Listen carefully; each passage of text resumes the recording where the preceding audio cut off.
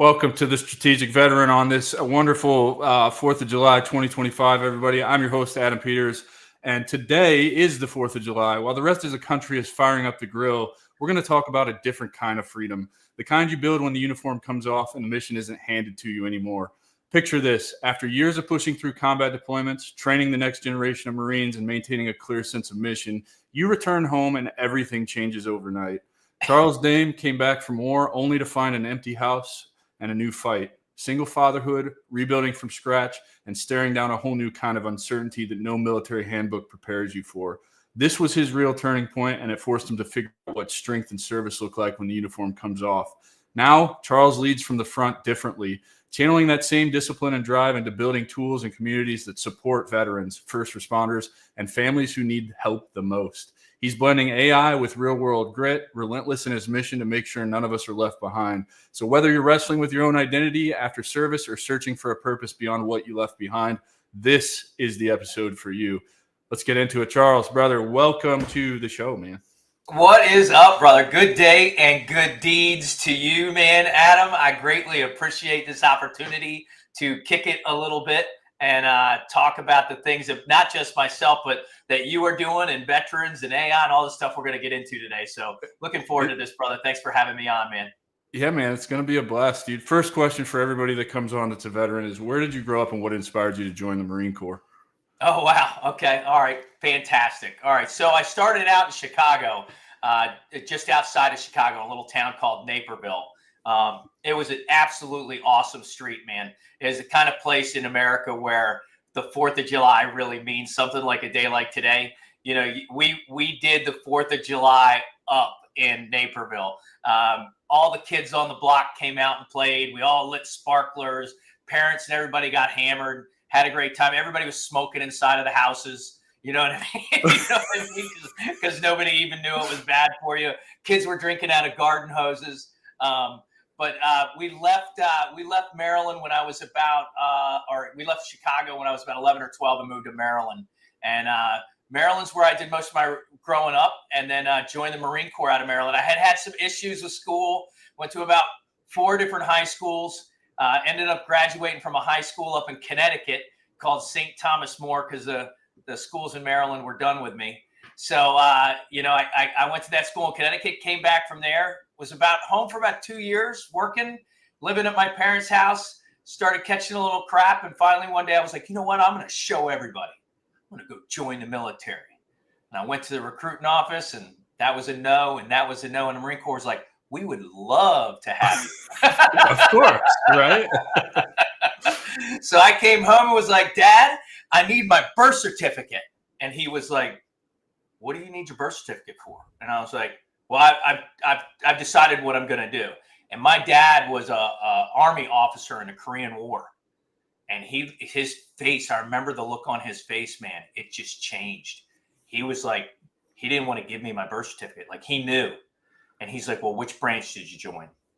And I was like, I'm going to be a Marine, Dad. And he was like, holy cow. Are you sure that's what you want to do? And I was like, yeah, Dad. Yeah. The recruiter's outside in the car waiting to take me back to the station so I can sign up. So, so I got my birth certificate, went back, signed up, and, you know, the rest was history. 8 years later, I was done chewing some dirt. Man. Give us a highlight reel of your career. What did you do in the Marine Corps? And then I want to spend all of our time on what you're doing post-military and particularly around the AI space, and really try and convince those that tune into this today and listen to this in the future why AI and just a tech career right now is the future. So just highlight reel, run it down. What did you do in the Marine Corps? How far did you make it? Why'd you get out? Okay, highlight reel of the Marine Corps. I am an 0331 for those of you devil dogs that are out there. That is a machine gunner. So I was a rock and rolling 6 to 9 round burst kind of guy. Like to take my enemies down in bulk rather than one at a time like the 0311s. But after spending about I think I was in the grunts for about 4.5, almost 5 years. I was in 1-8 and 8th Marines and those different units. I left there because my kind of threw it out in the introduction. I came back from deployment, and all of a sudden the Marine Corps realized that I had some things that weren't issued to me. So they were like, well, you've done enough deployments. It's time for a B billet. So I re-enlisted. I did an extension at first for like about 8-9 months. And then after my extension, I re-enlisted and became a instructor at a battle skills training school at Camp Lejeune, where we taught Marines to be more effective at being Marines. So you know how to have that big green book in the Marine Corps, and they teach you how to eat crayons properly inside of that book and what the purpose is of those used for. So there's a school and a qualification Marines need to go through every year in order to stay battle ready, right? To basic rifleman. So a lot of the outside companies that aren't infantry units need to do that training. So there's a school set up at Camp Lejeune called Battle Skills Training School. We bring people out to the suck for like a week, and we just make them miserable. And we just do, field fortification, stalking, tracking, setting in defensive perimeters, getting on and off helos, team building, leadership, weapons training, gas chamber, grenade throwing, that whole thing. So I was an instructor out there, and that's where I finished up my career. Yeah. So just a Tuesday for a regular grunt. Yeah, right. Yeah. So, this show is a lot about the transition. You said talking about everything that I'm doing. I started this show kind of with the idea the path back to purpose was entrepreneurship, which we're going to get to. However, after I started recording with people, I really realized we're all fucked up in the transition. The transition is a blanket fix for an individual problem and all of that. So walk us through what your transition out of the Marine Corps looked like. How lost were you? What were your experiences with loss of identity, purpose, community? The three major things that I see over now 130 of these damn things. They're every single one of us. I don't care, from the lowest private that I've had on here, which really did have a young Marine. He's only in his 20s, recently got out, doing some great things in a nonprofit, to I've had full bird colonels on here that talk about the same thing. Like, it's a universal problem. We're institutionalized. My case, joined at 17, spent a year on delayed entry, then 13 years deploying as an infantryman. That was my identity. I never had time to develop an identity, which is, to me, the number one thing. So talk about what that experience was like for you and the challenges you faced. Man, that's a great question, and hopefully this helps in some ways others. So that transition, my transition was strange, right? Because as I was coming out of battle skills training school, my life was in a bit of turmoil, just trying to figure out how to be an effective parent and deal with the fog of war that's left behind for all of us, right? But then on top of it, I've always been a ridiculous overachiever. If I set my mind to something, I'm just going to go at it. So in my last 8 months in the Marine Corps, while I was in that B billet, I started my own company out in town, building and selling computers. This was back when, Staples and all this stuff weren't carrying. I go to Radio Shack or something to get a decent PC. Some people don't remember what you're talking about right now. Yeah, exactly. So for me, I was building computers from the ground up. I had a computer shop out in town. I was even selling some parts back to the Marine Corps base, to some supply units and stuff like that needed video cards, needed NIC cards. So I had started a business which kept me preoccupied. My daughters kept me very preoccupied. And the amazing part is, I don't think I felt the real understood or felt the real fog of war till probably till I lost that first business, or at least it kind of transitioned into something else and went into my nightclub business. And you had a nightclub business? Yeah. I had a nightclub for 8 years. It was absolutely awesome. I recommend it for every single person in the world, but maybe not the best for a single dad. But my daughters will always say, it's funny. So my daughter Cheyenne remembers sitting at the bar, in the back bar at my nightclub, having her homework taught to her by shooter girls. Jesus, bro. Because they all went to the local college. So, until 10 or 11 o'clock at night, till the club picked up, my girls were at the club with me, and then I had a sitter that went and took them home and stayed with them till I got back or whatever. But anyway, yeah. So anyway, yeah. But alcohol, unfortunately, not good. Man, what a demon that became. And then the horror of that fog of war, I said, with that combination of alcohol, yeah, it just became a huge destructive force in my life. No matter how hard I pushed to succeed, no matter how successful I was in business over 8 years with that nightclub, which then transitioned literally from there, transitioned into, teaching nuclear, biological, chemical warfare preparedness classes for the government, for civilians going overseas. It was the alcohol through all of that then began to bring out the demons. So yeah, that's when I really start to feel that transition part, and that part that I hadn't healed from my time in service. Yeah, man. I had a conversation. I can't remember who said it, but several weeks ago, if alcohol was invented today, it would be a Schedule I narcotic immediately. Like it's really it's that bad for you. It's so bad, and I'm guilty. On my way out the door on the med board process, I made it to 2 gallons of Seagram 7 a week just in my apartment, not including what I was drinking at the bar. And I was at the bar every night.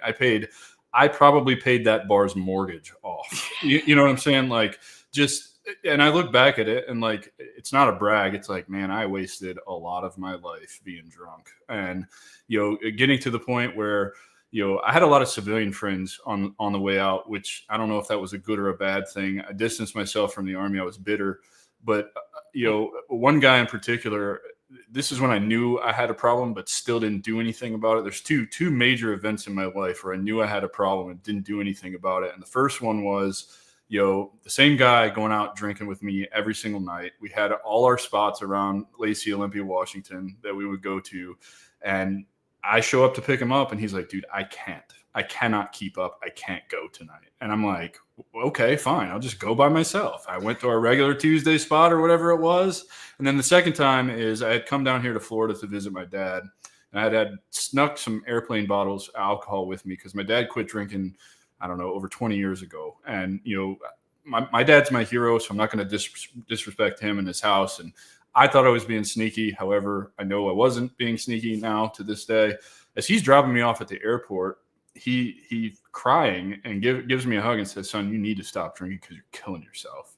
And what did I do? I get through security, and the first thing I do is go order a double 7 and 7 at the bar because I haven't had like a major drink in a week. And just like, that's the kind of shit, man. It's so destructive, and it's just not good. It doesn't matter how successful you are, what trend you're on. Like, if you're drinking, it's a problem. Yeah. And if you're drinking and you've got that fog laying in the background of your head, man, does it come out. I mean, big time. The rage and the anger and everything, it can be absolutely overwhelming. So yeah, I'm tracking what you're putting down, brother. I imagine being in the nightclub environment, like that is the business, right? Is selling alcohol to people, selling them. And everybody wants you to drink. Yeah.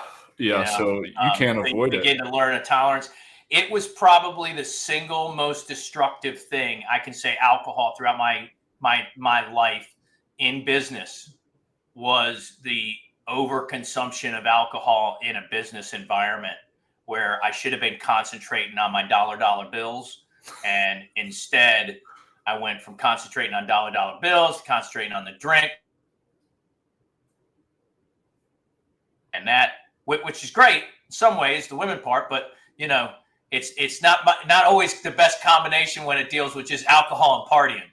Yeah, man, 100%. So you get over the drink. How did you get past the drinking? How did you face your demons? What set you free? Man, I'm gonna have to throw some glory to God, man. In that way. I mean, I can't explain changes in my life or certain changes without saying it came from something greater than myself. And I think a combination of I'm a good person. I'm inside. I was raised by good people. My mother and father were good people. Their family were. I'm a good human being inside who I am, and I was destroying the people I love the most with my behavior and who I was becoming. And I started realizing I was hurting them. And then I started asking for help, and trying to manifest that help. And it came. And, it's made my life a much different place now for sure than it was, when I was abusing alcohol. Well, I'll tell you, man, I know that feeling all too well. That was kind of my wake up call, was when I realized I was ruining all the relationships I had built in my life. And you think the fog of war is a shitty feeling? Start destroying your relationships to the people that are closest to you. There is no worse feeling than that. And I mean, you're talking like, years and years of relationships that you have built with people, not family in particular for me, but it was those people that had been there for me. I was just too blind to see it, or too stubborn, or whatever. And you start pushing those people away and you start ruining those relationships. That's a terrible place to be. Yeah, absolutely. I know another thing that probably helped, and I hear a lot of vet stories, and I can't say that they're wrong. Absolutely. Because I hear them. And I started to go through them. And I guess what I could say is, it's because of the vet stories that I heard, it helped me make use of the VA better than other people made use of it in their experience. So what I mean by that is, I didn't have any VA benefits, didn't even know I rated them, right? Moved down here to Florida, somebody said, go to a VA, you rate your benefits. I went to a VA, put in my stuff. The DAV did a great job. I copied, because a good buddy of mine, a devil dog that I served with, a devil doc that I served with, Doc Hansen. Shout out, Doc. You're an awesome doc. He was like, dude, if you can, burn copies of your medical record before you get out. Yeah. So I did. And I got struck by lightning while I was in. I wasn't like, I know. I forgot about that, but yeah, right, it's crazy. But it wasn't like, in the field doing combat or some crazy thing. And I'm thinking that you don't rate anything, but it was while I was in time and service. I was at home with my family, but still I was seen at the Camp Lejeune Hospital. That's where I stayed for the day and a half while I recovered and shit. So I rated, and I had no idea. So my rating came back. I was 100% P&T. And I was like, I would hope so if you get struck by lightning. Right? So, I don't know how many years it had been, over a decade, let's say, right around that. I had no benefits. And, I paid for my benefits for my nightclub. I was paying for and all of a sudden I got a check. And then they were like, do you want to go to college? And I was like, well, I've never been to college. I'm on these businesses. Maybe that's the reason my businesses fail. Of course, it could have been the alcohol too. It definitely was the alcohol. But maybe this will make a difference. So I did the VRE program. Yeah. Got my education. Did all kinds of other things. Yeah. So for me, what I was going to get back to was the one point in the VA that the other people's stories really helped me was on the medication. So they started putting me for PTSD and other stuff on all kinds of medicine, man. And talk about changing who you are. I thought the alcohol made a difference. Man, that medicine they were giving me was a whole other ballgame. Yeah. And my mother and father, God bless them, man, they're both gone to heaven like within the last year and a half. But they both looked at me and they were able to just be like, you are not yourself. This isn't you. So I was able to just go to the VA and be like, I'm not taking whatever it is you're giving me. We're going to fix this by me coming in here and grinding. Right. So put on your big girl panties and get in here and let's do the hard work. So I did the exposure therapy and all kinds of other stuff for other things that happened other than the lightning strike that really caused the PTSD and the problems I was going through. And man, putting in the work in therapy, whichever way you do it, it doesn't have to be the VA. It doesn't have to be a therapist. It can be all kinds of different ways, but putting that work into therapy and your mental health, man, that's the key to getting over all of that kind of stuff and moving forward. At least it was for me. It's real freedom. Yeah. It really is. It can sometimes help you from getting dragged back into it too, right? Yeah, 100%. They help you build that stable base of, okay, this is who I am. I can be proud of myself again. Yeah. I can have self-esteem as to who I am. My God, look at what I did do. I don't have to be ashamed of what I did. I can be proud of what I did, or at least be okay with what I did. Right? Yeah. You know what I'm saying? And stand on that platform to be able to push myself forward from there. What do you think it was that pushed you over the edge? Because I know you're a lot like me. I grew up around, it's weak to ask for help. You don't ask for help, particularly in the infantry, right? Like, you know that as well as I do. I saw careers get ended for people going to get help early on in my career. So that really set the tone for, oh, well, we just got to suck this shit up and deal with it. What was it that threw you over the cliff to say, hey, like, I can't fucking do this on my own. I have to ask for help. And did you have the same realization that I did when I did finally ask for help and I got the help? I avoided the pills. I chose plant medicine. There's so many other things that go into just going down and drinking some ayahuasca. It's the pre and post integration. It's the sharing with the group. It's really talking about all of this stuff paired with the medicine and then integrating in all these new modalities into your life that really get you over that. But I was always afraid that people were going to think less of me because I couldn't keep my shit together or because I was dealing, right? Like, I was terrified of all of that. And I think that's a lot of us. I think that's probably 99.9% of us. We don't want to talk about these things because we're afraid we're going to be judged. We're going to blow up those relationships. People are going to think less of us. So what threw you over the cliff that made you get out of your own way and then go ask for that help? That's a great question. So I had several times throughout my time before I even got VA benefits known I needed therapy, right? Right. I think we all do, but it's that saw stigma. Therapists like in Pinehurst and in Southern Pines, back in that area. I had a therapist I went through for a while. Some stuff was kind of working, but everybody wanted to medicate me, man. Everybody wanted that was the solve for everything. Here, take this pill. Here, take this pill.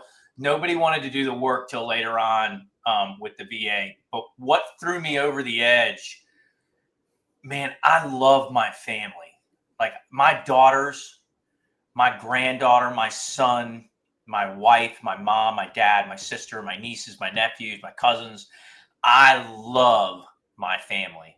And I think that their respect, or my perceived, I guess, thought of their lack of respect for me because of the way I was behaving and the things I was doing and saying, just completely unfiltered with just a killer's edge on it and not care. There's part of that that's okay, right? But there's a part that's so deep that you're hurting people. Yeah. And I didn't care.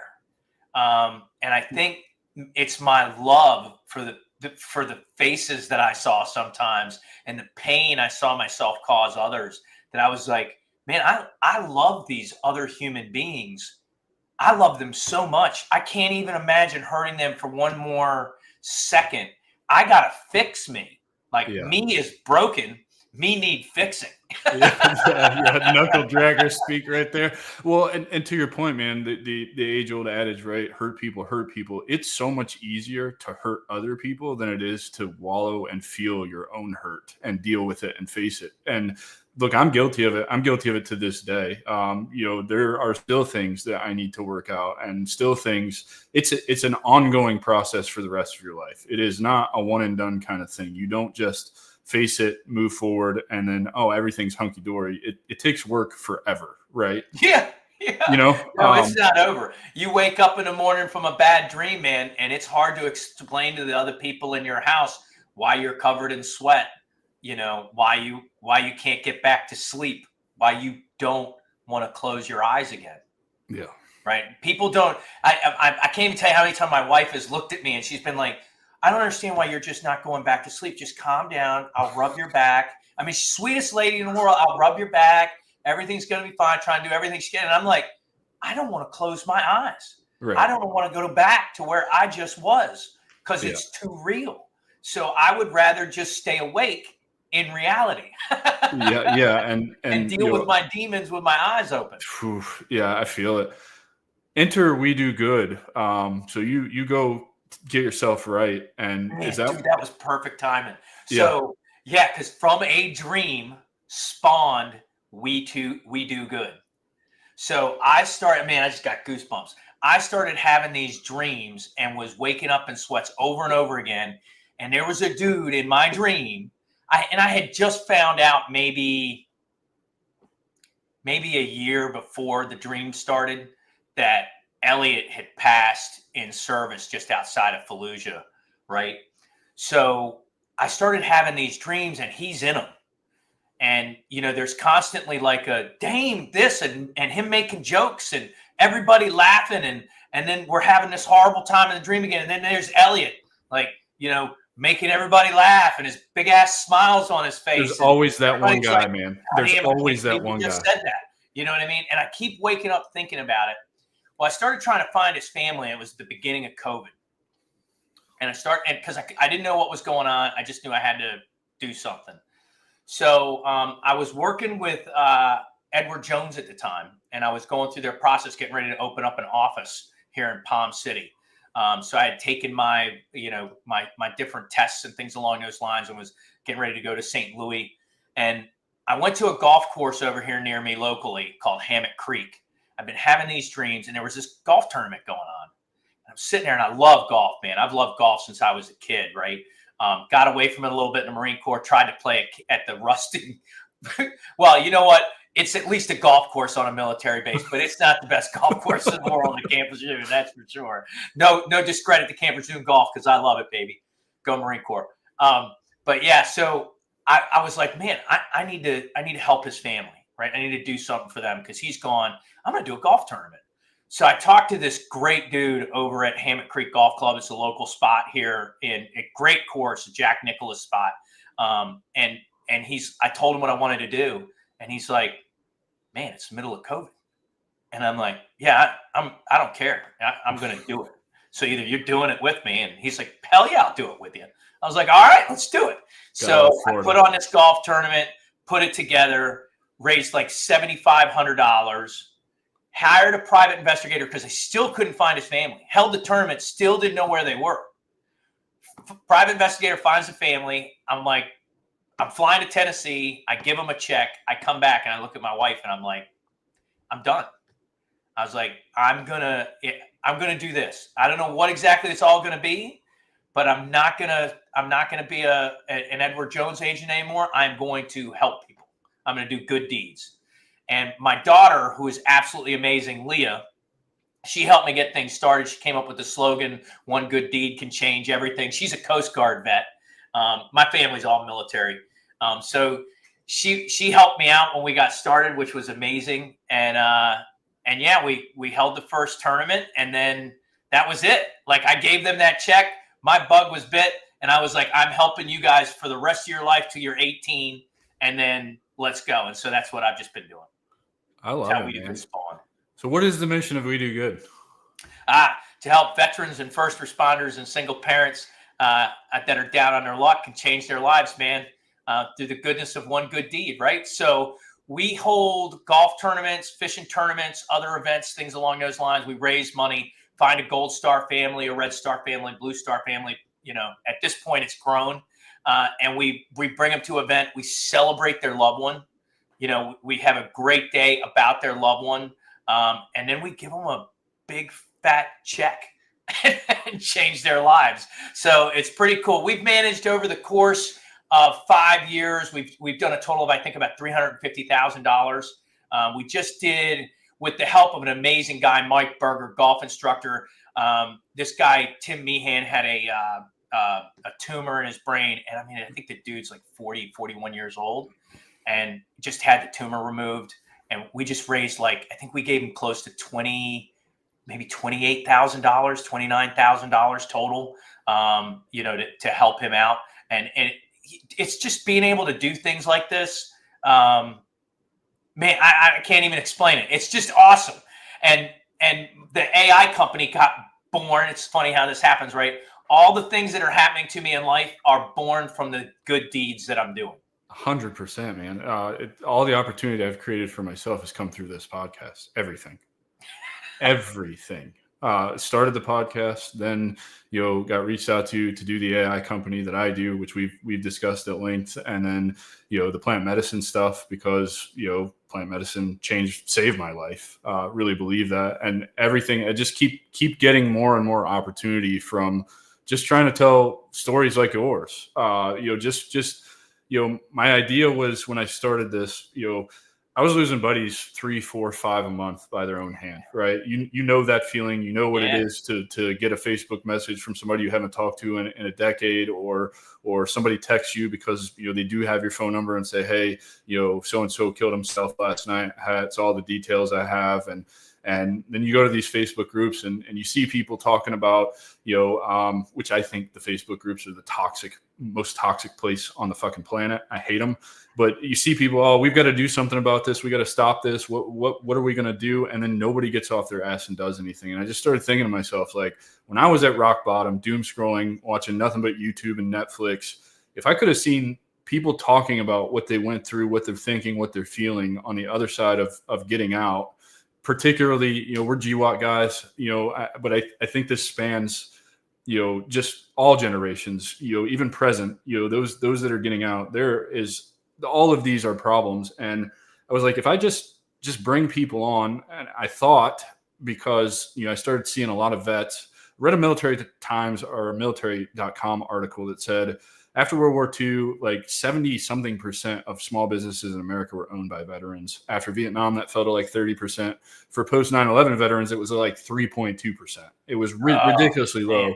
And I was like, man, I see a lot of GWAT guys starting businesses and having success and finding purpose again. So originally, this was, the path back to purpose is entrepreneurship. And I still very much believe that. I think that, particularly here in 2025 with AI, which is why you have an AI company also, man, you can use that to create any kind of business that you want right now and shortcut it big time.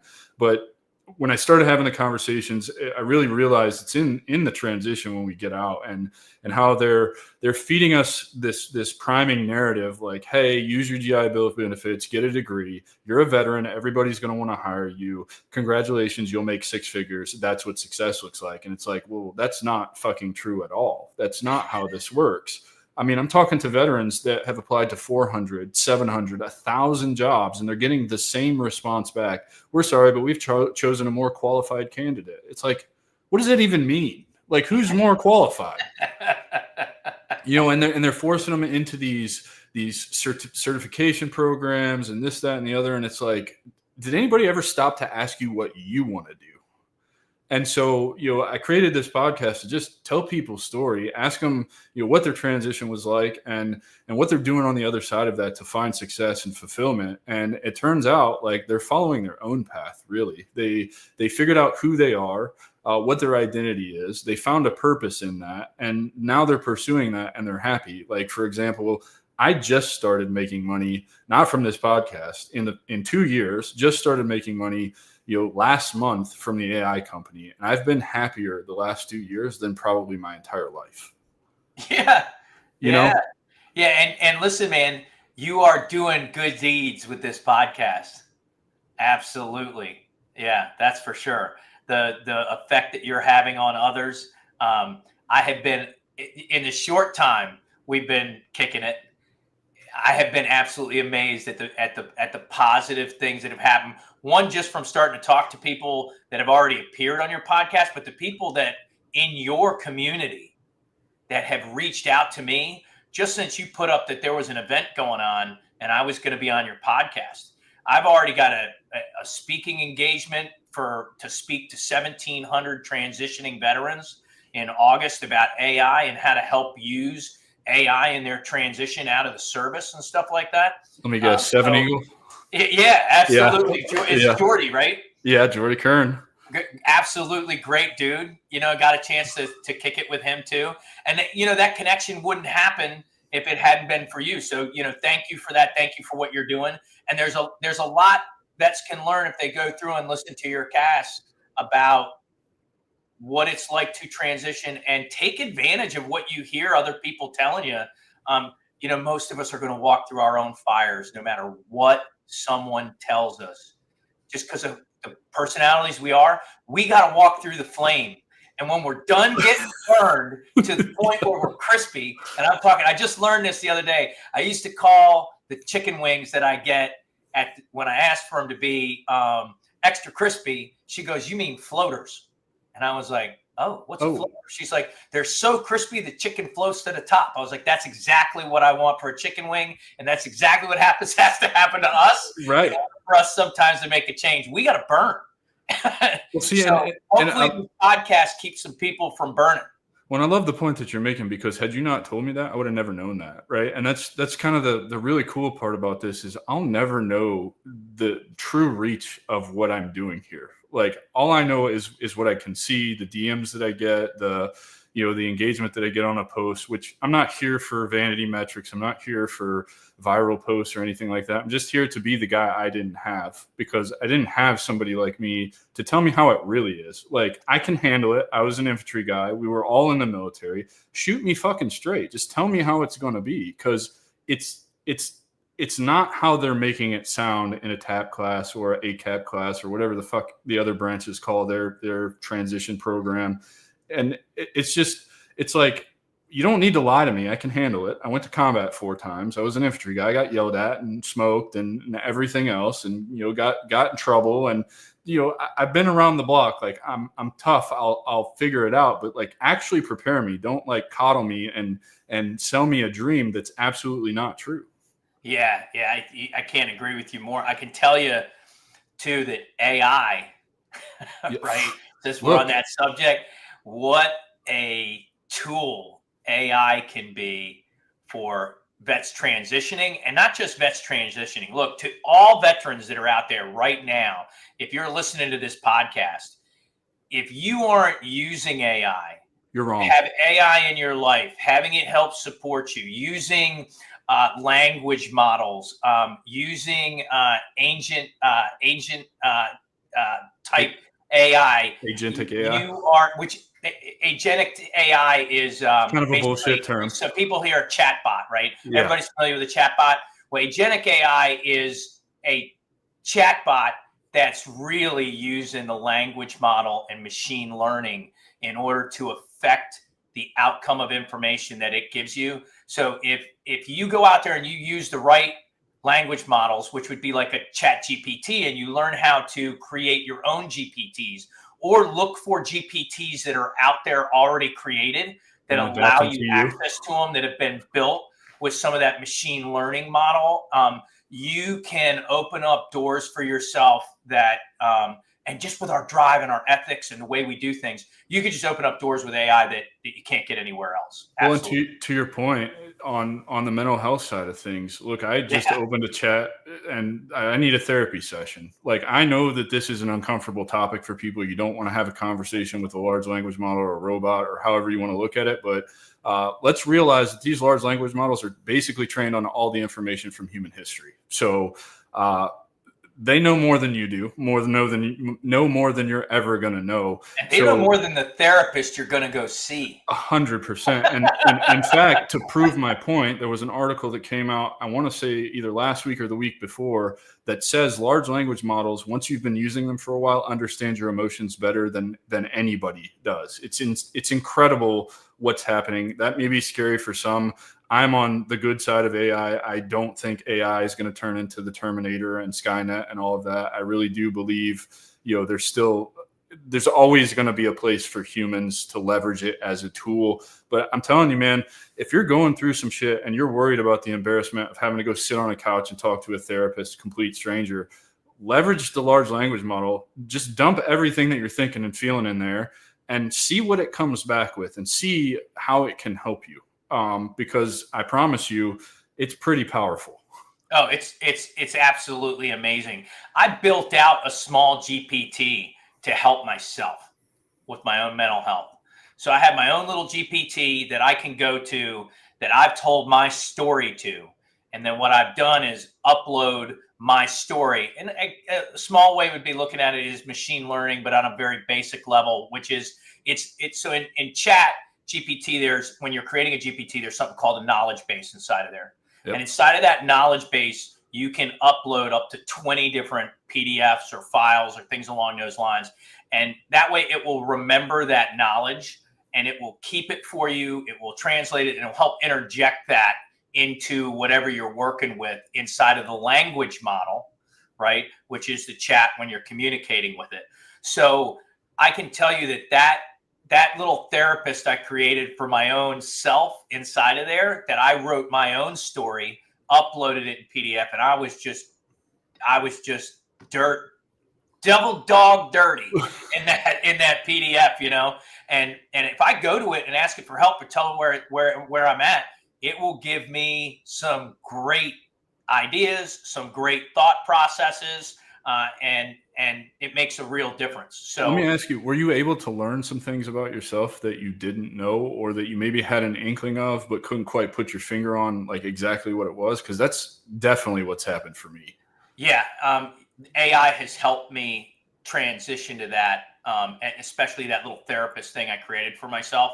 Yeah. And the key in that, right, is the proper prompting. But again, use the language model. 100%. Look, Right? I'm getting in It's- August when I get back from Peru, I'm launching a mastermind, 6-week mastermind to teach people how to do this. It's, of course, it's paid because it's time and effort and energy. And, I had to spend 6 months gathering all of this knowledge and learning how to use these tools. But I'm going to teach people how to do this because I think it's so important right now. And I can't wait. I can't wait to see what this unlocks for people. When people reach out to me, I still do pro bono coaching, whatever, help people through their transition, riff on ideas that they have for, being miserable in corporate America, but want to get out. That's what actually sparked the idea for this whole mastermind that I'm going to do. But when I started giving them the sauce and they start sending me DMs back, like, holy shit, what did you just unlock for me by just teaching me what you know? And I'm like, okay, all right. Like this, I'm telling you, it's why I think if you're stuck coming out of the military right now and nothing is appealing to you, because I've been there. When I got out, I almost went to underwater welding school, and I'm so glad that I ended up in flight school because I was deterred. I always wanted to be a pilot, and I have worn glasses since I was 2 years old. So I always thought that was never going to be a reality for me. You get to the civilian world and the standards aren't the same as in the military world. You can fly as long as you're corrected to 2020. So, I've been there not knowing what you're going to do, feeling stuck and not wanting, not resonating with anything that's out there. You can actually use a large language model, tell it everything that you're interested in, everything about you. It's going to learn that anyway if you're using it. And it will give you ideas on how you can create your own path forward. You can get a literal roadmap from step one to the final step to creating a side hustle, a business, riffing on your ideas. You can leverage that to then create your co-founder GPT so that it acts as an actual co-founder to help you build that business. It's incredible what you can do with this. The access to entrepreneurship and just, I don't even know how to say this. I mean, they're estimating that the AI revolution is going to be at a minimum of $4 trillion industry. That's a lot of money for people to tap into, and it's at your fingertips right now. Get off your high horse. It's here. It's as dumb as it's ever going to be. Start leveraging it for the tool that it is. Yeah. And once they start throwing all these models, which they're already doing at the higher level, into quantum computing and all that kind of stuff, when you're moving information around on photons and electrons, you know what I'm saying, at the speed of light, and the quantum computing phase that's coming into it, and with a combination of, you just take the combination of the big three is the way I look at it, right? I look at the big three as quantum computing, AI, and crypto. Yeah. And the reason I say that is because crypto does so much. People think crypto is like some kind of currency, which, yeah, in certain ways it can be, deemed that way, right? Or security. But it's contracts, it's smart contracts, it's binding the sale of a piece of equipment or building or real estate to a digitalized contract that can't be faked, forged, burned, or anything else. And now you add that to the system of AI, keeping track of it, and then you put quantum computing on top of it. You're talking about things moving at the speed of light across the entire planet, or dare I say the universe, because Musk is going to Mars. So you know what I'm saying? So it's crazy at the speeds we're moving. But those three industries right there are actually all going to end up, I see, in the next 5 to 10 years tying together. And you say 4 trillion, I'm thinking we're like at 28, 30, 40 trillion. For sure. In those industries combined over the next 5 to 10 years. And you have a unique opportunity to be at the forefront of this and ride the wave all the way to the top and get out. Yeah. And it's not going to be a long, I think, 5 to 10 years. You got a good 5 to 10 years to capitalize on all of this right now before it becomes, we're seeing it already in the job market. I listen to a lot of, obviously as an AI guy, I listen to, you do too, a lot of AI podcasts, a lot of already established businesses. Their interview process is no longer a traditional ask you a bunch of questions. They give you a problem and access to a large language model. They want to see how you leverage the tool to accomplish the problem. Like, so you as a veteran, yeah. You as a veteran, like, you are so adaptable that you can solve this problem with a keyboard now. It's ridiculous. And it's as simple as I've got this problem, put it on a Word doc, put the Word doc into the large language model and say, help me solve this problem. Interview me one question at a time to gather the context that you need, and off to the races. Let's figure out how to solve this problem. I've taught myself. It started with HTML because I was tired of my newsletter template, which I'm not really good at sending the newsletter. I apologize to all of you who are subscribed. I will get better, but I was limited. Well, so we do AI CRM system can help you with that. Yes, it can. AI.io. but I taught myself HTML in a day. Does that mean I can sit here and type it out? And no, but I can read it and I can understand it. And I can know where errors are and what everything else is doing. And I used ChatGPT to teach me how to do that. And I was like, well, what else can I do with this? I'm building the landing page for this mastermind that's coming out, and I wanted it to match everything on my website. Well, the brand guy that did all my branding, he has all the CSS for that. So I learned how to go find the CSS, put it into this tool that now makes exact copies of my landing page, so that all the branding is there and everything else, right? It's unprecedented. You don't need to go to college anymore. Like, invest $20 a month into a ChatGPT subscription if you can afford it. I've never played with it, but the $200 a month one I hear is mind blowing. I don't know because I haven't used it. It is. Is it mind blowing? I have the business $200 a month model. Have to in order to run things the way I'm running it.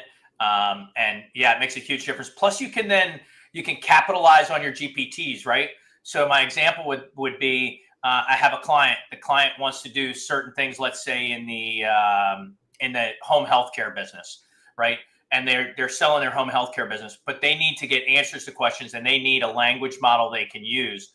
Well, I'll create a GPT for them. It's now on my system. And then I give them access to that GPT for a monthly fee. Yeah. Right.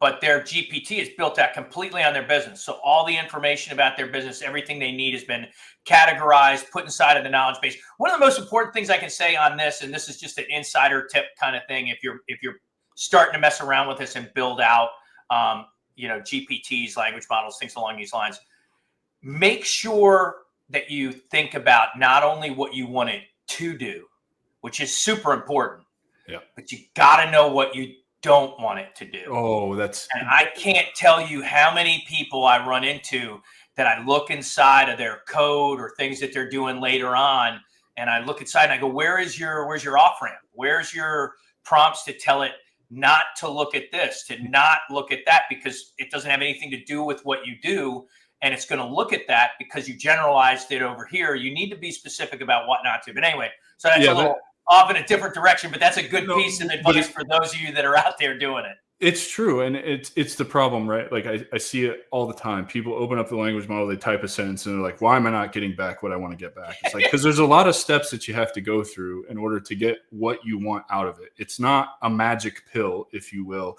And what you were talking about is either it's referred to as constraints or negative prompting, right? Like, and you can figure all of this out.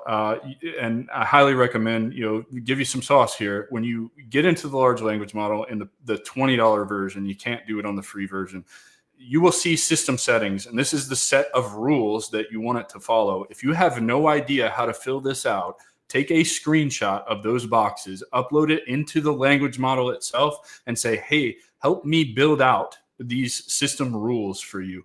Also, it's not perfect, and you will put rules in there that it will not follow. I'm not going to tell you what the big one for me is that really lets me know that you're using AI generated content, but I have a rule in there that it still just does not do it. It will not listen to that rule. And I talk to this thing like I talk to a brand new private. Like, look, you motherfucker, you are not doing what I fucking said, and it's pissing me off. And it's like, I'm so sorry. You're right. It is in my rules. And, it's so nice. It's so awesome, nice, right? Yeah, it's awesome. Perfect for people with PTSD, because it's like, hey, I'm going to be polite right back to you. You can be as cold as you want to be right now. but I mean, this is the thing, man. Like, it's not a magic pill, but it is a tool. There's an article that just came out where they just did this MIT study, I think, that says it's actually making us dumber. I completely disagree with that, and I think that article is completely biased. I think that if you already have critical thinking skills, this is an unlock. It actually makes you think more critically. It points out things that you already wouldn't know. For example, when I'm building an automation system for a client based on a discovery call or something like that, I can take that transcript and actually get the client's own words, because I've got a really good idea of what they want, but I want to make sure what I'm going to give them in the end is exactly what they're asking for.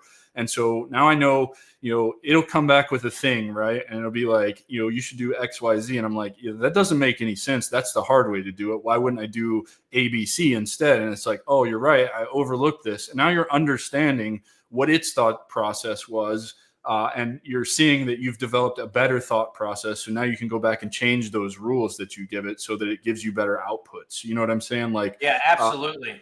And you don't have to be hearing you say that. Don't be scared, right, of using every AI model that's out there.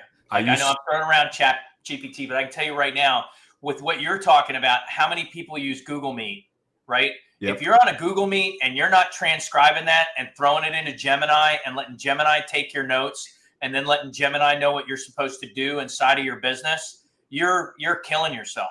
Because if you want to give client satisfaction, which that's probably the most important thing to me, right? With the AIs that I build out, I'm building out specifically for a client things they can't get from a cookie cutter AI or a cookie cutter CRM.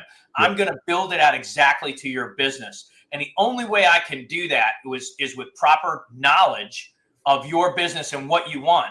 And if you transcribe and you video record with Gemini and then you pull those notes back and then you take those notes and you throw those notes into your language model for your business, for building out your client's stuff, and you say, this is what my client's looking for, what you get back in return, it's like cut and paste. It's like, oh, okay, just this is what I need to do.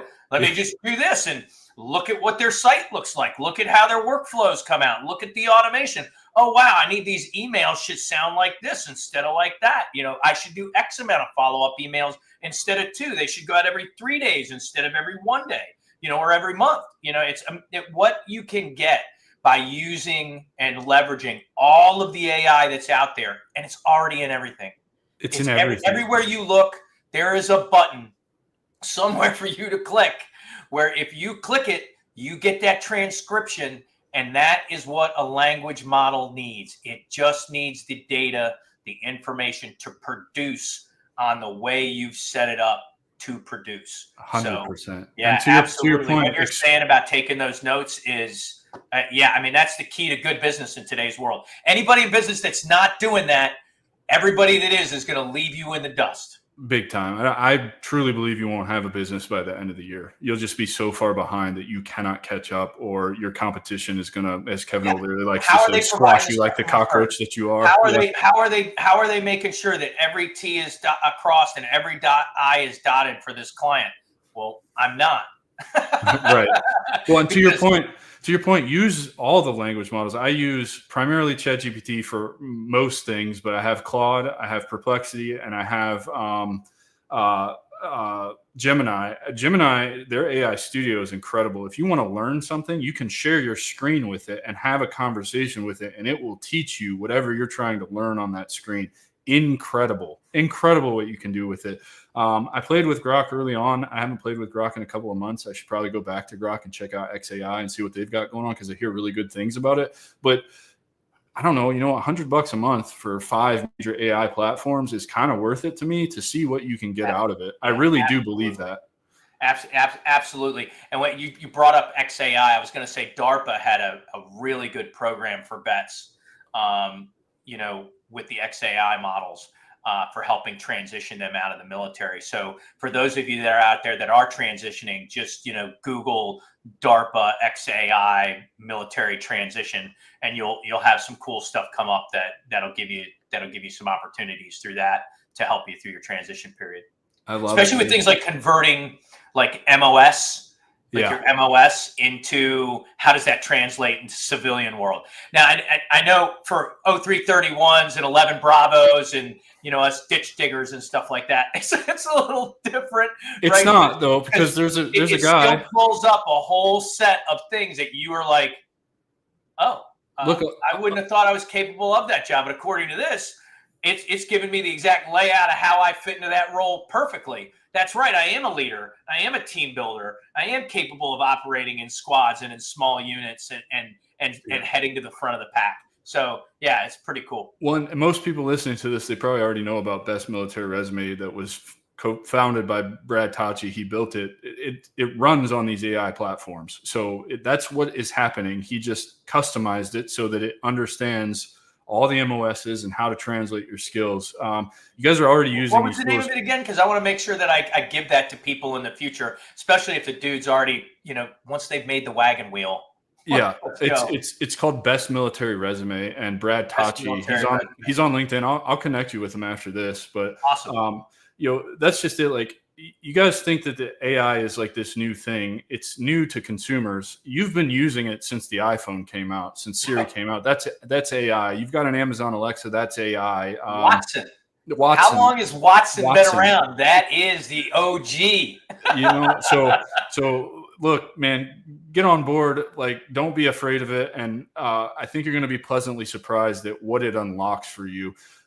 But the entire point of this show, Charles, is you got a pretty big announcement today. So let's do that. What are you here to talk about? We Do Good is doing what today?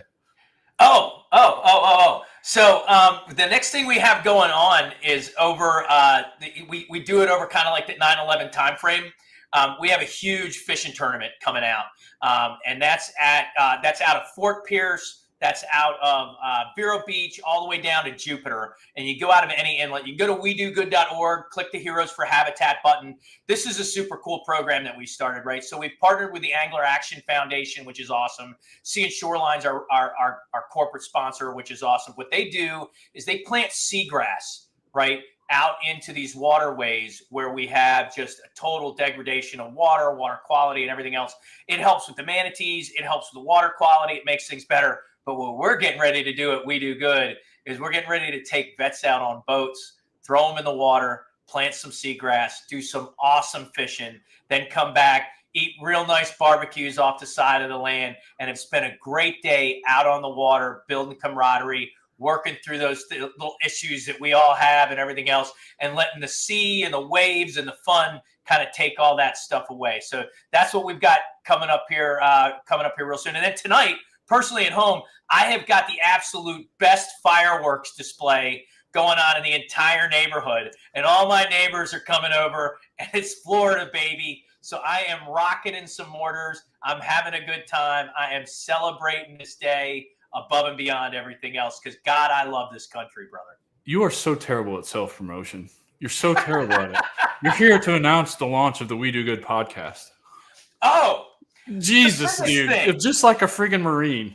Yeah, right. I'm thinking about everything else. Well, I'm enjoying the conversation so much, it doesn't even seem like I'm doing a podcast, But yes, absolutely. The biggest thing I'm doing today is launching the We Do Good podcast, right? So today, if you go to We Do Good _org on YouTube, you can check this out, check out our podcast.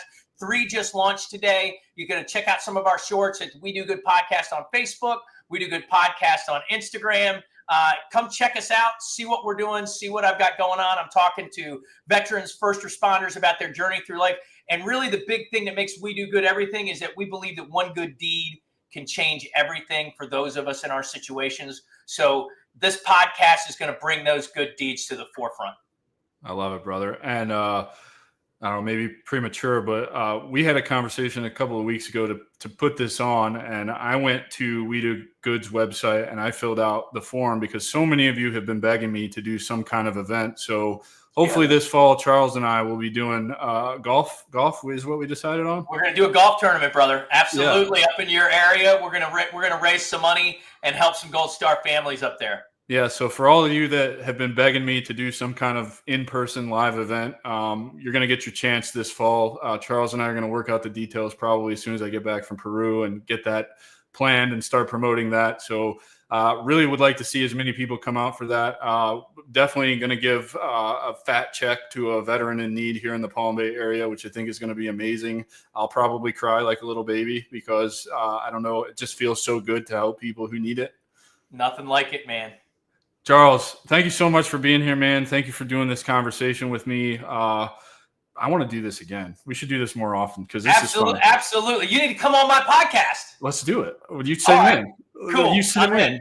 Thank you, brother, for having me, man. Yeah, man. Ladies and gentlemen, I give you Charles Dane from We Do Good. We Do Good AI, nightclub owner, freaking computer guy, everything else. Just fantastic human being to know. Reach out to him. Yeah. How can they reach out to you? Yeah, absolutely. So aside from the websites and the different places I told you, WeDoGood.org, you can check me out at 772-919-5591. You can catch me on email at charles.dame@wedogood.org if you're looking to do something philanthropic or for veterans or first responders.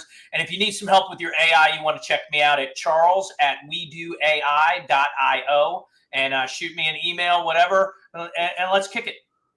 We got this awesome comment that just came through. Katie, yeah, we could probably just create a space like that where we scream and cry. Why not? Like, why not? Let's do it. We could do that. I think that's the lesson here is you can do whatever the hell you want to do. You really can. You really can do whatever you want to do. If you want to create a space to just scream and cry and do that, then do that. Put it on and draw people to it, and create the healing space that you want. That's the moral of this story, and leverage AI to do it because it'll really shortcut a lot of things for you. Absolutely. Absolutely, brother. Ladies and gentlemen, Charles Dame, thank you guys so much for being here. I hope you all have a wonderful 4th of July. And man, my favorite holiday. Enjoy it. Enjoy your families, the barbecues, and let's not forget what everybody fought for, the freedom and how great this country is. Until next time, we'll see you guys later. Take care, everybody. See you later, everybody.